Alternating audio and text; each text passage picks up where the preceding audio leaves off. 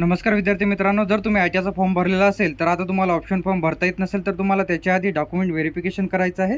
तर ते कशाप्रकारे करायचं तर आजच्या व्हिडिओमध्ये संपूर्ण माहिती पाहणार आहे। तर व्हिडिओला स्किप न करता शेवटपर्यंत बघा।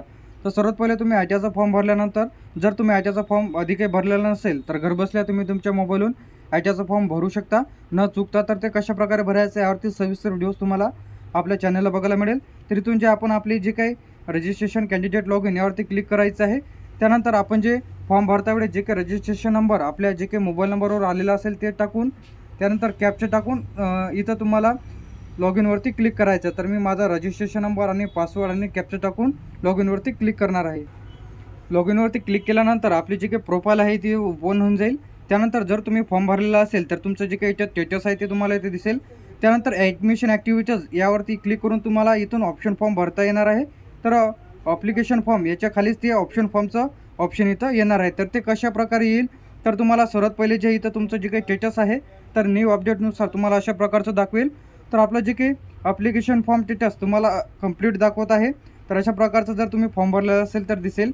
त्यानंतर जर तुमचं पेमेंट बाकी असेल तर तुम्हाला इथे रेडमध्ये दाखवेल। तर आपलं ॲप्लिकेशन फॉर्म स्टेटस जे आहे आपला कंप्लीट झालेला आहे। त्यानंतर पेमेंटसुद्धा भरलेलं आहे। तर आता ॲप्लिकेशन फॉर्म कन्फर्मेशन स्टेटस जे की तुम्हाला आता आयटीआयवरती जाऊन जे काही कालपासूनच सुरू झालेले आहेत तर त्यामध्ये आयटीआयवरती जाऊन तुम्हाला तुमचं जे काही मागच्या व्हिडिओमध्ये तुम्हाला सांगितलं होतं की तुम्हाला तिथे जाऊन डॉक्युमेंट व्हेरिफिकेशन करायचं आहे। त्यानंतर तुम्हाला तुमची जे काही कास्टमधून जर भरलेलं असेल तर तुमची 10वीची marksheet, Aadhaar card, caste certificate, non criminal, जे की तुमचा आदिवास, त्यानंतर जे की तुमच्याकडे उत्पन्नाचा दाखला असेल ते तुम्हाला तिथं नेऊन व्हेरिफिकेशन तुम्हाला तिथं करायचं आहे।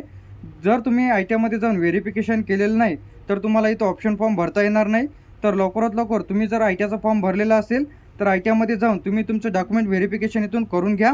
त्यानंतर डॉक्युमेंट व्हेरिफिकेशन केल्यानंतर इथं तुम्हाला ऑप्शन फॉर्म जसे जे काही स्टेटस आहे ते इथं पेंडिंग दाखवत आहे। त्यानंतर जर तुम्ही डॉक्युमेंट व्हेरिफिकेशन केलं तर इथं तुम्हाला ऑप्शन फॉर्मचं जे काही स्टेटस ॲडमिशन ॲक्टिव्हिटीजमध्ये तुम्हाला इथं शो करेल। तर तुम्ही जे अशा प्रकारे चेक करू शकता की तुमचं डॉक्युमेंट व्हेरिफिकेशन जे आयटीआयमध्ये केल्यानंतर तुम्हाला इथं ऑप्शन फॉर्मचं येणार आहे।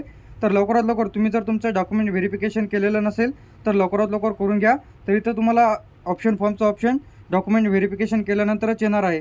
तर या आयटीआयबद्दल सर्व अपडेट्स त्यानंतर पहिली यादी कशाप्रकारे लागणार आहे, त्यानंतर ट्रेड कशाप्रकारे सिलेक्ट करायचे आहे, सर्व व्हिडिओज तुम्हाला आपल्या चॅनलला बघायला मिळेल। तर आपल्या OMT इन्फॉर्मेशन टेक यूट्यूब चॅनलला सबस्क्राईब करून ठेवा। थँक्यू।